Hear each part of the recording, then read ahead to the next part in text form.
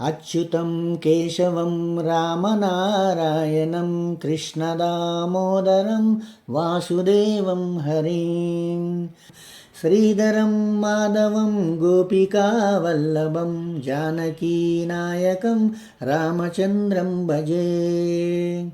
अच्युतं केशवं सत्यभामाधवं माधवं श्रीधरं राधिकाराधितम् इंदिरामन्दिरं चेतसा सुन्दरं देवकीनन्दनं नन्दजं सन्ददे। अच्युतं केशवं रामनारायणं कृष्णदामोदरं वासुदेवं हरिं विष्णवे जिष्णवे शङ्कने चक्रिणे रुक्मिणी रागिने जानकी जानये वल्लवी वल्लभायार्चितायात्मने कंसविध्वंसिने वंशिने ते नमः। अच्युतं केशवं रामनारायणं कृष्णदामोदरं वासुदेवं हरिं कृष्णगोविन्द हे रामनारायण श्रीपते वासुदेवाजिता श्रीनिधे अच्युतानन्त हे माधवादोक्षजा द्वारकानायका द्रौपदी रक्षका।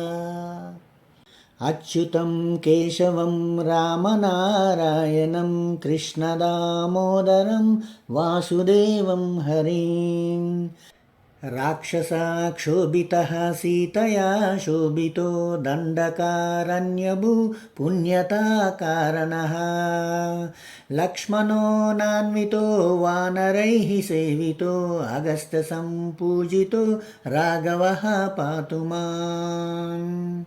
अच्युतं केशवं रामनारायणं कृष्णदामोदरं वासुदेवं हरिं धेनुकारिष्टको निष्ठकृद्वेषिणां केशिः कंसहृद्वंशिका वादकः पूतना कोपकः सूरजा केलनो बालगोपालकः पातु मां सर्वदा।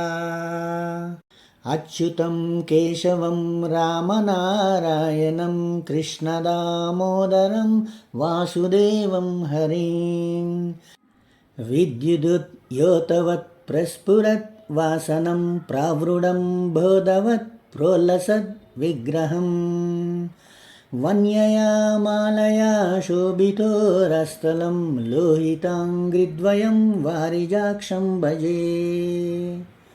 अच्युतं केशवं रामनारायणं कृष्णदामोदरं वासुदेवं हरिं कुञ्चितैः कुन्तलैः व्राजमानाननं रत्नमौलिं लसत् कुण्डलं गण्डयोः हारकेयूरकं कङ्कना प्रोज्वलं किङ्किणी मञ्जुलं श्यामलं तं भजे।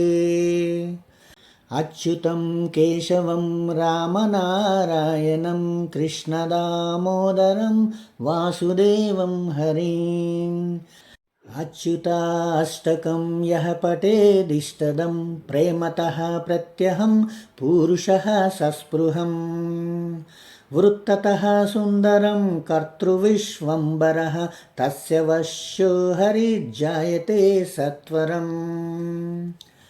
अच्युतं केशवं रामनारायणं कृष्णदामोदरं वासुदेवं हरिं श्रीधरं माधवं गोपिकावल्लभं जानकीनायकं रामचन्द्रं भजे। अच्युतं केशवं रामनारायणं कृष्णदामोदरं वासुदेवं हरिं श्रीधरं माधवं गोपिकावल्लभं जानकीनायकं रामचन्द्रं भजे।